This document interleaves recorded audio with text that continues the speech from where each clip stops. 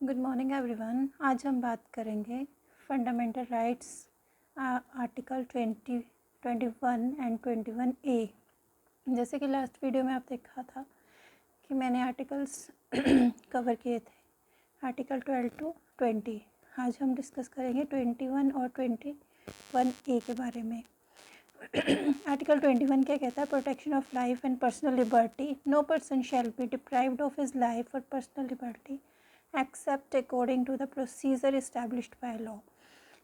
Protection of life and personal liberty का मतलब ये है कि कोई भी पर्सन अगर उसको लाइफ को पर्सनल लिबर्टी या फिर लाइफ का राइट दिया हुआ है, राइट टू लाइफ का, तो वो अगर उसको किसी भी तरीके से किसी भी तरह की कोई पनिशमेंट मिलती है तो उसको एज मतलब कि जो भी प्रोसीजर के अकॉर्डिंग होएगा उसके अकॉर्डिंग ही उसको पनिश किया जाता है।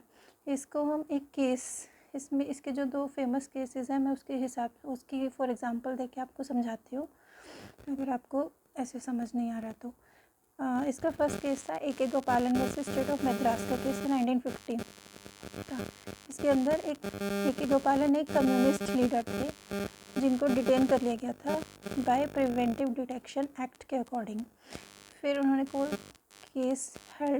में केस फाइल किया कि उनकी पर्सनल लिबर्टी जो है इन्फ्रिंजमेंट की गई है उनको ऐसे डिटेन करके।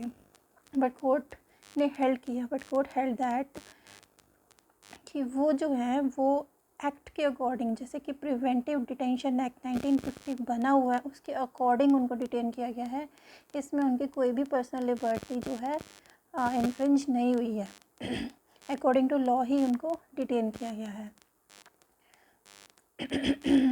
जो भी प्रोसीजर बना हुआ है प्रिवेंटिव डिटेंशन एक्ट के अंदर। नेक्स्ट केस आता है इसके अंदर Maneka Gandhi versus union of India 1978 का केस। इसके अंदर क्या किया गया था? मेनका गांधी जी का पासपोर्ट जो है सीज्ड कर दिया गया था। किसके अकॉर्डिंग? पासपोर्ट एक्ट 1967 के अकॉर्डिंग। इस केस से भी उन्होंने केस फाइल किया था कि उनकी पर्सनल लिबर्टी जो है इन्फ्रिंज की गई है। बट इस केस को आगे ए के गोपालन केस के अंदर ओवररूल्ड करके कहा गया था कि that law should be just, fair and reasonable, कि जो भी किसी की लिबर्टी को इन्फ्रिंज करता है तो उस केस के अंदर जो भी फैक्ट्स होंगे वो रीज़नेबल होने चाहिए, जस्ट होने चाहिए और फेयर होने चाहिए। अब जैसे कि इसके अंदर पासपोर्ट एक्ट के अकॉर्डिंग जो है उनका पासपोर्ट जो है सीज्ड किया गया था, इसलिए ये भी पर्सनल लाइफ और लिबर्टी का एक एग्जाम्पल बनता है, फेमस केस बनता है। नेक्स्ट इसके बाद जो ए के गोपालक मेनका गांधी जी का केस आया, इसके बाद ये लॉ आर्टिकल इतना वाइड हो गया कि इसके अंदर लोगों को, सिटीजन्स को बहुत सारे फंडामेंटल राइट्स जो है मिल गए।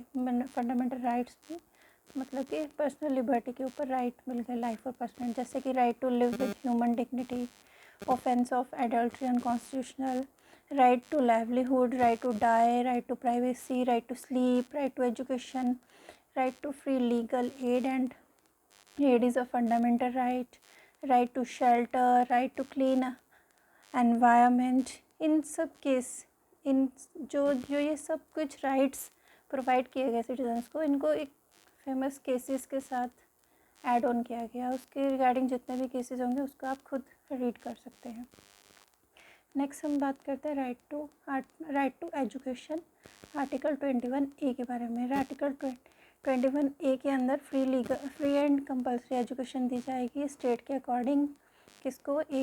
From the age 6 to 14 years के स्टूडेंट्स को, बच्चों को। उसके बाद fundamental right fundamental duties 51A के अंदर 86th अमेंडमेंट 2002 के अंदर ऐड किया गया था। हु इज़ अ पेरेंट और guardian to provide opportunities for education to his child, or as the case may be, ward between the age of 6 and 14 years। इसके अंदर फेमस केसेस आए थे। मोहिनी चैन वर्सेस स्टेट ऑफ कर्नाटका 1992 का case था। इसमें court ने held किया था कि right to education is a fundamental right. उसके बाद मेन केस आया Unnikrishnan versus state of Andhra Pradesh का 1993 में। उसमें कोर्ट में हेल्ड किया था राइट टू एजुकेशन दी जाएगी एज 6 to 14 ईयर्स के चिल्ड्रन को। राइट टू एजुकेशन एक्ट के फिर उसके बाद राइट टू एजुकेशन एक्ट बनाया गया 2009 में जो एनफोर्स किया गया 1 अप्रैल 2010। Thank you so much, that's enough for my and. बाकी आपको डिटेल में इसको पढ़ना है तो आप अपने एफर्ट्स लगा के भी इसको और डिटेल में पढ़ सकते हैं। Thank you.